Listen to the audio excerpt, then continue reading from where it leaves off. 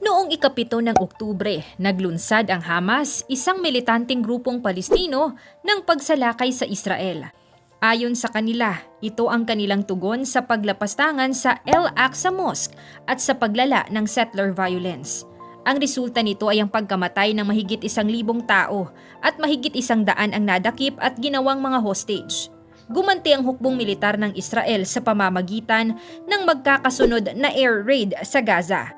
Nang sumunod na araw, nagdeklara ng state of war ang Israel at kasunod nun ay ang pag-anunsyo ng total blockade sa Gaza.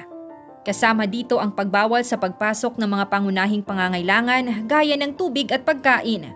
Noong ika-13 ng Oktubre, naglabas ang Israel ng babala para sa mahigit 1 milyong residente ng hilagang bahagi ng Gaza. Kailangan daw nilang lumikas patungo sa timog sa loob lamang ng 24 na oras. Libo-libong Palestino ang tumalima, ngunit di sila nakahanap ng kaligtasan sa katimugan. Matitinding pagbomba at airstrike din ang mga nagaganap doon. Mga tropang sundalo ng Amerika, inatake ng mga rockets at drones sa Syria at Iraq. Ang mga tropa ng Amerika ay paulit-ulit na inatake sa Iraq at Syria nitong mga nakaraang araw. Ayon sa mga opisyal ng Amerika, ang Washington ay nasa heightened alert para sa mga aktibidad ng mga grupong suportado ng Iran. Nagpadala si President Joe Biden ng naval power sa Middle East sa nakalipas na 2 linggo. Kabilang na ang 2 aircraft carriers, mga warships at humigit kumulang 2,000 mga Marines. Si Hamas military spokesperson na si Abu Ubaida, hinimok ang mga kapatid na Muslim sa iba't ibang lugar na pumunta sa harap ng mga embassy ng Israel at Amerika para mapili na magsarado ang mga ito nang sa gayon umalis ang mga ambassador sa mga Arab at Muslim countries. Alam niyo ba ang buong kasaysayan ng Israel-Palestinian War? Ang war na ito ay nagmula pa ilang libong taon na ang nakakalipas. Balikan natin ang 3,500 years at pakinggan natin ang totoong history na matagal ng alitan ng Israel at Palestine. Nagulat din ang buong mundo dahil bukod sa military targets, inatake rin ng Hamas ang mga inosenteng sibilyan, katulad na lang ng pag-atake ng Hamas sa isang music festival kung saan lampas 1,000 ang mga namatay at lampas 200 ang naging bihag. Kabilang sa headcount ang mga foreigner at marami din ang di pa nahahanap. Kahit na alam ng Middle East ang ideolohiya ng Hamas, marami pa rin ang nagulat sa ginawa nitong paglusob. Alam ng mga eksperto na hindi basta-basta lulusob ang Hamas sa isang bansang tulad ng Israel. Bakit kaya may matinding digmaan sa gitna ng Israel at Palestine? Ano ba talaga ang gustong mangyari ng Hamas? At sino ang may pakana ng buong kaguluhang ito? Tutok na mga kaalam. Maraming anggulo ang dapat tingnan tulad ng kasaysayan, politika, kapangyarihan, teritoryo, populasyon at relihiyon. Bumalik tayo sa nakaraan. Halos 1,000 taon na ang nakalipas. Pinagbibintangan ng mundo ang mga Hudyo na responsable sa crucifixion ni Lord Jesus Christ. Dahil sa persekusyon, nawalan ng kalayaan ang mga Hudyo at sila'y pinadala sa mga ghetto o maliliit na komunidad. Hindi rin pwedeng magkaroon ng negosyo ang mga Hudyo at wala rin silang maaasahan sa batas. Noong 19th century, nangarap ang mga Hudyo na magkaroon ng sarili nilang lupain kung saan hindi sila maaapi. Dahil sa pagtutulungan ng mga Hudyo, nakuha nila ang Jerusalem at ito ang diniklara nilang New Promised Land. Samantala noong unang panahon, ang bagong Israel ay napapalibutan ng Egypt, Lebanon, Syria at Transjordan. Ito ang lupain ni Haring Juda kung saan laging nakikipaglaban ang mga Hudyo para sa teritoryo. Lagi namang natatalo ang mga Hudyo, pero nakakabawi din sila sa katagalan. Kumbaga, nagiging stalemate ang pakikipaglaban ng bagong Israel. Unang pinatalsik sa Israel ang mga Hudyo noong 732 BC. Ang may pakana nito ay ang Neo-Assyrian Empire. Kasunod nun ay itinakwil rin ng Babylonians ang mga Hudyo at maraming taon pa ang lumipas, naging underdog na naman ang mga Hudyo sa pamumuno ng Romans. Lumaban ang mga Hudyo noong 55 CE, pero nalupig sila ng mga malalakas na puwersa ng Romans. Marami ang namatay sa mga Hudyo, ngunit mas marami pa ang nawala ng tahanan at karapatan. Hindi nagtagal, nawasak rin ang Jerusalem at lalong nagdusa ang mga Hudyo. Pero noong 132 CE, naganap ang Bar Kokhba Revolt. Pinamunuan ni Simon Bar Kokhba ang revolusyon laban sa Roman Empire. Magiting si Simon Bar Kokhba at ang mga Hudyo. pero hindi nila natalo ang mga Romano. Dahil dito, pinangalanan ng mga Romano ang rehiyon na Syria Palestina, na wala ng tahanan ang mga Hudyo at kung saan-saan sila naninirahan. Samantala, ang mga Arabo naman ay lalong lumakas at naging makapangyarihan ang Damascus at Baghdad. Pagkalipas ng maraming taon, dumating ang mga Christian Crusaders at sinakop ang Jerusalem sa pamumuno ni Saladin. Tinulungan ng mga Arabo si Saladin para makubkob ang Jerusalem. Noong 1516, sinakop ng Ottoman Empire ang Palestina. Naging mapayapa ang pamumuno ng Ottoman at Palestinians ang namuno sa maraming aspeto ng buhay sa rehiyon. Halos lahat din ng mga Palestino ay naging Muslim, ngunit marami din naman ang mga Kristiyano. Bumalik tayo sa 19th century. Kahit na malakas na ang impluwensya ng mga Palestino, hindi pa rin nawala ang pangarap ng mga Hudyo na magkaroon ng Jewish state. Dahil sa pangarap na ito, inilunsad ang Zionist movement. Ang layunin ng Zionism ay makibaka hanggang magkaroon ng Jewish state na magsisilbing tahanan ng mga Hudyo. Epektibo ang Zionist movement dahil hinatak nito ang impluwensya ng mga Western countries at nagkaroon ng mass immigration sa Palestine. Halos lahat ng mga nag-immigrate sa Hudyo ay galing sa Russia. Noong 1905, nabigo ang malawakang Russian Revolution. Dahil dito, sinamantala ng mga Hudyo ang pagkakataon para makalipat sa Palestina. At noong 1918, sa kasagsagan ng World War I, gumuho ang imperyo ng Ottoman dahil sa alliance ng Britain, France at Italy. Ito na ang isa sa mga hinihintay na pagkakataon ng mga Hudyo. Pinamunuan ng British at French ang Palestine sa pamamagitan ng isang secret agreement. British government na rin ang namuno sa mga Palestino, pero alam din ng marami na may utang ang mga Briton sa mga Hudyo, na nagmula pa noong World War I. Noong 1917, sumulat si British Foreign Secretary Arthur Balfour kay Lionel Rothschild. Si Balfour ay Jew sympathizer at gusto niya na magkaroon ng nararapat na tirahan ng mga Hudyo sa Palestine.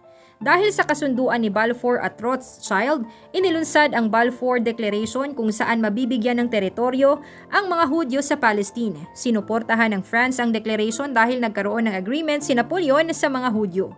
Maraming taon na nakalipas, gusto ni Napoleon na makuha ang loob ng mga Hudyo para sa Egypt invasion, kaya siya nangako ng suporta.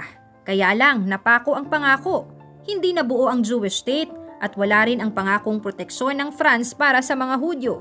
Umalma ang maraming Muslim at Kristiyano sa Balfour Declaration. Ayon sa mga eksperto, malaki ang utang na loob ng mga Briton sa mga Arabo dahil sa depensa nila laban sa Ottoman Empire.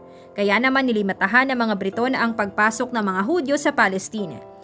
Nang sumiklab ang World War II, matatandaan natin na mahigit 6 na milyon na mga Hudyo ang namatay dahil sa Holocaust ng Nazi Germany. Maraming Hudyo ang pinadala sa concentration camps para ma-torture o masalang sa gas chamber. Samantala, hindi pumayag ang mga Briton na maiwan ang rehiyon. Para sa mga Briton, malaki na ang investment nila sa Palestine at ayaw nilang mabawasan ng kapangyarihan. Pumagitna ang United Nations sa sitwasyon at nang sumapit ang 1947 sa pamumuno ng UN, nahati ang Palestine. Nangyari ito dahil sa UN Resolution 181 kung saan magkakaroon ng Arab State at Jewish State. Hindi pumayag ang mga Arabo at Palestino sa hatian dahil halos 56% ng teritoryo ang ibibigay sa mga Hudyo. Matatanggap din ng mga Hudyo ang Fertile Coast Region na importante sa kalakalan at ekonomiya. Pero hindi rin napigilan ng mga Palestino ang paglipat ng mga Hudyo. Nang sumapit ang 1948, kontrolado na ng mga Hudyo ang lahat ng napangakong lupain. Nakuha rin nila ang ilan sa mga teritoryo ng mga Arabo. At noong May 1948, naging isang bansa na ang Israel, ang unang Jewish state makalipas ang 2,000 taon. Si Prime Minister David Ben-Gurion ang namuno sa pagkabuo ng Israel. Para sa mga Palestino, isang nakba ang pangyayari. Ang ibig sabihin ng nakba ay malawakang catastrophe o sakuna. Dito na nag-umpisa ang labanan at kaguluhan sa Holy Land. Sumiklab ang First Arab-Israel War. Nang lumusob ang Egypt, Jordan, Syria, Lebanon at Iraq sa Israel. Kahit na pinagtulungan ng Israel, nananalo pa rin ito at nakuha ang ilan pang mga teritoryo. Pumagitna na ang UN para matigil na ang kaguluhan. Nagkaroon ng ceasefire sa gitna ng mga bansa at permanenteng ibinigay ng UN sa Israel ang mga nasakop na teritoryo. Dahil dito, mahigit 700,000 Palestino ang umalis sa Israel. Naging Jewish majority na ngayon ang Israel. Noong 1956, nagtuon ang atensyon ng Middle East sa Suez Canal, ang bahagi ng tubig na kumukonekta sa Red Sea at Mediterranean Sea. Importante ang Suez Canal sa kalakalan at kung sino ang may kontrol nito ay talagang yayaman o magiging makapangyarihan. Nang inationalize ng Egypt ng Suez Canal sa pamumuno ni Gamal Abdel Nasser, nagalit ang Israeli leadership, sinakop ng Israel ang Egypt at sumabay na rin ang Britain at France. Para di lumala ang gulo, pumagitna ang US at Soviet Union hanggang sa magkaroon ng peace deal. Sumiklab muli ang gyera noong 1967 nang umatake ang Israel sa Egypt at Syrian Air Forces. Ito ang tinatawag na Six-Day War, kung saan nakubkob ng Israel ang Sinai Peninsula, Gaza Strip at Golan Heights. Nagtagal ng ilang taon ng kapayapaan at noong 1972, nangyari ang Munich Olympic attack na pinamunuan ng Black September Group. Sa pag-atake, 2 atleta ang namatay at 9 ang naging hostages. Kalaunan, namatay din ang mga hostages dahil sa kaguluhan at karahasan. Lalo pang dumanak ang dugo makalipas lang ng 1 taon. Noong 1973, sumiklab ang Yom Kippur War or Holy Day War sa gitna ng Syria, Egypt at Israel. Nabawi ng mga Arabo ang Sinai Peninsula at namagitan naman ang US para matigil ang gyera. Dito na nagumpisa ang pundasyon ng Camp David Accords. Napirmahan ang Camp David Accords noong 1979 kung saan nagkaroon ng kapayapaan sa gitna ng Egypt at Israel. Long-lasting peace ang layunin ng Camp David Accords at makikita pa ang epekto nito hanggang ngayon. Habang lumalakas at tumarami ang kaalyansa ng Israel, namumuo naman ang galit ng Palestine. Handa pa rin ang Palestine na makipaglaban para sa kanilang rekognasyon at self-determination. Pagsapit ng 1987, nangyari ang First Intifada o revolusyon ng Palestine sa Israel. Ang mga Palestino sa Gaza ang nagumpisa ng revolusyon, lalong gumulo sa rehiyon at nagkaroon ng maraming pag-atake sa Israel. Para matigil ang kaguluhan, pinirmahan ni Yitzhak Rabin, Prime Minister ng Israel, at Yasser Arafat, leader ng Palestinian Liberation Organization, ang Oslo I Accords. Layunin ng Oslo I Accords na magkaroon ng official peace agreement sa gitna ng Israel at Palestine. Dahil sa Oslo I Accords, kinilala ng Israel at Palestine na lehitimong bansang isa't isa. Nanalo rin ng Nobel Peace Prize ang pagkakamay o pagsa-shake hands ng Rabin at Arafat. Nasundan ang Oslo I Accord ng Oslo II Accords, kung saan umalis ang Israel mula sa 6 na syudad at 450 na teritoryo. Umalis rin sa Gaza ang Israeli Army noong 2005. Sa kasalukuyan, ang State of Palestine ay nahahati sa Gaza Strip at West Bank.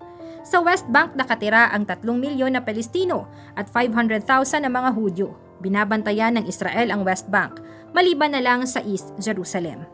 Ano ba ang meron sa Gaza Strip? Sa totoo lang, malawak talaga ang Gaza Strip. Halos 25 miles na lawak nito ay nakatira dito ang mahigit na 2 milyon na mga Palestino. May open access din ang Gaza Strip sa Mediterranean Sea, kaya importante ito sa ekonomiya. Isa rin ito sa mga dahilan kung bakit siguro gustong masakop ng Israel ang Gaza Strip. Dahil sa mga kaguluhan at bombings, may nationwide blockade ang Israel sa Gaza simula pa noong 2007. Kontrolado ng nakakakilabot at makapangyarihang grupo ng Hamas ang Gaza. Maimpluwensya ang Hamas at ito ay nanalo sa 2006 election. Bukod sa pagiging political religious group, kilala rin ang Hamas sa paggamit nito ng karahasan para lang mapabagsak ang Israel at Israeli sympathizers. Hindi na bago sa Hamas ang paggamit ng rockets, car bombs at assassination. Ang pag-atake ng Hamas noong October 7 ay tinaguri ang Pearl Harbor moment ng Israel. Naniniwala rin ang Israel na ang simula ng October 7 attack ay ang 9 to 11 situation ng bansa. Ayon din sa mga eksperto, ang October 7 attack ay pwedeng matawag na Second Yom Kippur War. Mahirap sabihin kung sino ba ang tama o mali sa sigalot ng Israel at Palestine. Pinaglalaban ng Israel ang right to exist at pinaglalaban naman ng Palestine ang teritoryo na para talaga sa kanila. Ang nakalimutan ng marami, may isang importanteng statement sa Balfour Declaration. Sinabi ni Balfour na hindi pwedeng apihin o gumamit ng marahas na puwersa laban sa mga non-Jewish territories at communities. Habang ginagawa naman ang kabuuan ng Balfour Declaration, nagpalitan ng mga maimpluwensya ang mga tao ng McMahon-Hussein Letters kung saan isinusulong ang pagkakaroon ng independent Arab state. Malinaw sa McMahon Letters na pabor ito sa Palestina. Ngunit nang mailunsad na ang Balfour Declaration, tuluyan nang nabaon sa limot ang McMahon Letters. Masasabi din natin na kaguluhan talaga ang ipinamana ng mga Briton sa rehiyon. Ang mga territorial deals ng Briton ang nagpagulo sa hatian ng Israel at Palestine. Hindi rin mahahanap ng solusyon sa sigalot. Ang two-state solution ang pinakabagong agreement na isinusulong ng maraming bansa, pero hindi pabor dito ang Palestine at Israel. Gusto ng Israel na i-demilitarize ang Palestine at gusto ng Palestine na maging kapital nila ang Eastern Jerusalem. Hindi payag dito ang Israel dahil naniniwala sila na ang Jerusalem ay ang kanilang tinadhanang kapital. Gusto rin ng mga Palestino na pabalikin ang mga refugees sa kanilang lupain. Pero gusto ng Israel na ang refugee resettlement ay mangyayari sa labas ng border ng Israel. Magulo nga naman. Wala ding Ring Peace Treaty na mapagkasunduan dahil ang mga global powers ay pumili na ng kanilang papanigan. Kapag may bansang nakialam sa giyera, haharapin ito ang galit ng ilang global powers. Talaga nga namang mailap pa ang kapayapaan sa Middle East ngayon. Malalim na ang sugat ng Israel at Palestine at hindi rin magkasundo-sundo dahil sa hatian ng impluwensya, ideolohiya at lupain. Tanging panahon lang ang magsasabi kung magkakaroon ba ng kapayapaan o magpapatuloy ang gulo hanggang mabura ang Israel o Palestine. At yan ang pinakasimpleng bersyon ng hidwaan laban sa Israel at Palestine.